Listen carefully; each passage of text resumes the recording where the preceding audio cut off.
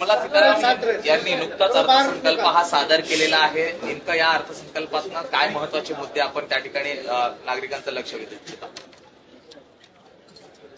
भारताला विश्वगुरू होण्याच्या दिशेने घेऊन जाणारा हा अर्थसंकल्प आहे आणि मोठ्या प्रमाणावरती ग्रोथ, इन्फ्रास्ट्रक्चर असेल, पायाभूत सुविधा असतील आणि अर्थव्यवस्थेला पुढे घेऊन जाणारा हा अर्थसंकल्प असून 2047 मध्ये भारताला विकसित भारत तयार करण्याचं पंतप्रधान नरेंद्र मोदीजींचं हे स्वप्न आहे.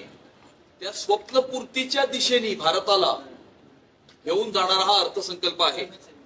मोठ्या प्रमाणावरती विविध सेक्टर्स मध्ये, मग ते इन्फ्रास्ट्रक्चर असेल, ऍग्रिकल्चर असेल, टुरिझम असेल, मेडिकल टुरिझम असेल, अशा विविध सेक्टर्सला चालना देण्याच्या विविध प्रकारचे प्रोव्हिजन्स या अर्थसंकल्पामध्ये असून मुख्यतः मी मुंबई शहराला या अर्थसंकल्पाने काय दिलं किंवा मुंबई शहराला या अर्थसंकल्पामुळे काय उपयोग किंवा काय फायदे होणार आहेत त्यातील 6 मुद्द्यांवरती मी हे 6 मुद्दे आपल्या समोर मांडतो. सर्वात मोठा मुद्दा म्हणजे मुंबई शहरामध्ये मोठ्या प्रमाणावरती जे एमएसएमईज आहेत, या देशामध्ये असणाऱ्या एमएसएमईज मधले मोठ्या प्रमाणावरती त्याचा एक मोठा चंक हा मुंबईमध्ये आणि स्पेसिफिकली मुंबई सबअर्बन डिस्ट्रिक्ट मध्ये रजिस्टर असून 7 लाख कोटीची लिक्विडिटी किंवा 7 लाख कोटीचा सपोर्ट हा या अर्थसंकल्पाच्या माध्यमातून एमएसएमई सेक्टरला दिला असल्यामुळे मोठ्या प्रमाणावरती मुंबई शहरामध्ये असलेल्या एमएसएमईजला त्याचा उपयोग होणार आहे. आणि गेल्या काही वर्षांमध्ये आपण हे बघितलेलं आहे की पंतप्रधान नरेंद्र मोदीजी यांच्या विविध प्रकारच्या योजनांमुळे, स्टार्टअप इंडिया असेल, स्टँडअप इंडिया असेल, स्किल डेव्हलपमेंटच्या योजना असतील किंवा महाराष्ट्र सरकारने ज्या प्रकारे युवकांना प्रोत्साहन देण्याकरता मेक इन महाराष्ट्र सारख्या योजना आणून मोठ्या प्रमाणावरती एमएसएमईज जे नवीन रजिस्टर झाले गेल्या काही वर्षांमध्ये, त्याच्यामधला मोठा चंक हा मुंबईतला असून मुंबईतल्या मराठी तरुणांना आणि मुंबईतल्या युवकांना आणि तरुणांनी स्थापन केलेल्या एमएसएमईजला 7 लाख कोटीचा हा जो सपोर्ट हा जो देण्यात आलेला आहे, ती एक फार मोठी उपलब्धी मुंबई शहराला याच्या माध्यमातून झालेली आहे. दुसरा मुद्दा म्हणजे म्युनिसिपल बॉन्ड्स. प्रत्येक 1000 कोटीच्या म्युनिसिपल बॉन्ड्सच्या पाठी 100 कोटीचा इन्सेंटिव्ह हा केंद्र सरकारने जाहीर केला असून येणाऱ्या काळामध्ये मुंबई महानगरपालिकेला सुद्धा याचा उपयोग आणि याचा फायदा जो आहे तो करून घेता येईल. आणि विविध प्रकारच्या इन्फ्रास्ट्रक्चर प्रोजेक्ट्स करता किंवा एन्व्हायरमेंट प्रोटेक्शन करता ग्रीन म्युनिसिपल बॉन्ड्स जे आहेत ते मोठ्या प्रमाणावरती येणाऱ्या काळामध्ये मुंबई महानगरपालिकेच्या माध्यमातून जर काढले तर प्रत्येक 1000 कोटीच्या म्युनिसिपल बॉन्ड्सला 100 कोटीचा इन्सेंटिव्ह ही मला असं वाटतं की देशातल्या विविध प्रकारच्या महापालिका क्षेत्रांमध्ये एक रेव्होल्युशनरी शिफ्ट किंवा एक क्रांतिकारक बदल आणणारी ही घोषणा आहे असं मला वाटतं. त्यानंतर शी मार्ट्स जे स्थापन केले जाणार आहेत आणि शी मार्ट्सला जो सपोर्ट केंद्र सरकारच्या बजेटच्या माध्यमातून देण्यात आला आहे. मुंबई शहरामध्ये मोठ्या प्रमाणावरती महिला बचत गट हे कार्यरत असतात. महिला बचत गटांच्या माध्यमातून विविध प्रकारच्या वस्तू या महिला बचत गटांच्या माध्यमातून या तयार केल्या जातात.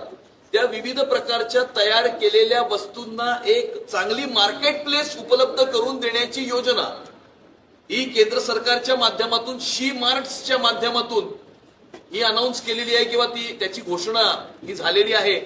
मला असं वाटतं की मोठ्या प्रमाणावरती आपल्या लाडक्या बहिणींना लखपती दिदी करण्याच्या दृष्टिकोनातून हे शी मार्ट्स जे आहेत ते येणाऱ्या काळामध्ये एक खूप मोठा रोल प्ले करतील असं मला वाटतं. आणि त्यामुळे ही शी मार्ट्सची घोषणा सुद्धा मुंबई शहरातल्या महिला बचत गट आणि लाडक्या बहिणींच्या दृष्टिकोनातून एक स्वागतार्ह घोषणा आहे. त्यानंतर ऑरेंज इकॉनॉमी जी आहे, मोठ्या प्रमाणावरती ऑरेंज इकॉनॉमीला फोस्टर करणारा हा अर्थसंकल्प आहे. जी ऑरेंज इकॉनॉमी म्हणजे digital transformation, creative content, animation अशा प्रकारच्या विविध क्षेत्रांमध्ये ही ऑरेंज इकॉनॉमी जी आहे, अशा प्रकारच्या विविध क्षेत्रांची ही ऑरेंज इकॉनॉमी असते. ऑरेंज इकॉनॉमीला विशेष अशा प्रकारची मदत, विशेष अशा प्रकारचा सपोर्ट हा या अर्थसंकल्पामध्ये जाहीर करण्यात आलेला असून यामध्ये Indian Institute of Creative Technology जी मुंबई स्थित ही एक संस्था आहे आणि याच्यामध्ये विविध प्रकारचे कोर्सेस, विविध प्रकारचे सिलेबस, विविध प्रकारचे करिक्युलम्स हे त्यामध्ये शिकवले जातात. आणि ज्या ज्या तरुणांना, ज्या ज्या युवक युवतींना ऑरेंज इकॉनॉमीमध्ये आपलं करिअर येणाऱ्या काळामध्ये तयार करायचं आहे, ते करण्याच्या दृष्टिकोनातून Indian Institute of Creative technology एक खूप मोठा रोल त्याच्यामध्ये प्ले करते. आणि Indian Institute of Creative technology in Mumbai जे आहे त्याला सपोर्ट करण्याची घोषणा ही या केंद्रातल्या अर्थसंकल्पाच्या माध्यमातून आपल्या अर्थमंत्री निर्मला सीतारामनजी यांनी केलेली आहे. मला असं वाटतं की मोठ्या प्रमाणावरती मुंबई शहरातल्या तरुणाईला, युवकांना, युवक युवतींना या ठिकाणी ऑरेंज इकॉनॉमीमध्ये आपलं करिअर तयार करण्याच्या दृष्टिकोनातून एक खूप मोठा सपोर्ट देणारी ही घोषणा आहे.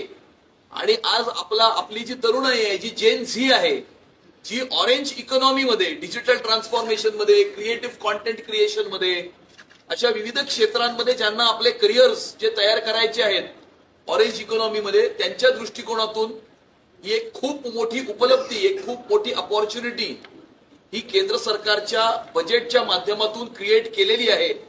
आणि त्याकरताही मी अर्थमंत्री निर्मला सीतारामनजी यांचे अत्यंत मनापासून अभिनंदन पण करतो आणि त्यांचे धन्यवादही देतो.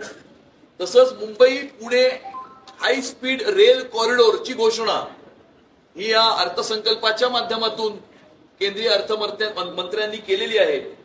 आणि 6वा मुद्दा म्हणजे मोठ्या प्रमाणावरती आपले मुख्यमंत्री देवेंद्र फडणवीस साहेबांच्या संकल्पनेतून मुंबई शहरामध्ये पाताल लोक ची निर्मिती ही करण्यात येत आहे. मोठ्या प्रमाणावरती मुंबई शहराला डिकंजेस्ट करण्याकरता जे अंडरग्राऊंड कॉरिडॉर्स जे तयार करण्यात येत आहे, एक आपली मेट्रो अंडरग्राऊंड तयार झालेली आहे, ऑरेंज गेटचं टनल असेल, गोरेगाव मुलुंड लिंक रोडचा रस्ता असेल, अशा मोठ्या प्रमाणावरती जे अंडरग्राऊंड कॉरिडॉर्स तयार करण्यात येत आहेत, जे पाताल लोकची निर्मिती होत आहे, त्या पाताल लोकच्या निर्मितीकरता जे टनल बरोईंग मशीन्सची आवश्यकता असते, टीबीएमची आवश्यकता असते, त्या टीबीएम मशीन्स बाहेरून येतात आणि या टीबीएम मशीन्सला या ठिकाणी भारत देशामध्येच मॅन्युफॅक्चर करण्याच्या दृष्टिकोनातून जी घोषणा, त्याला सपोर्ट, त्याला इन्सेंटिव्ह, त्याला टॅक्स ऑफ देण्याची जी घोषणा केंद्रीय अर्थमंत्र्यांनी केलेली आहे, मला असं वाटतं की येणाऱ्या काळामध्ये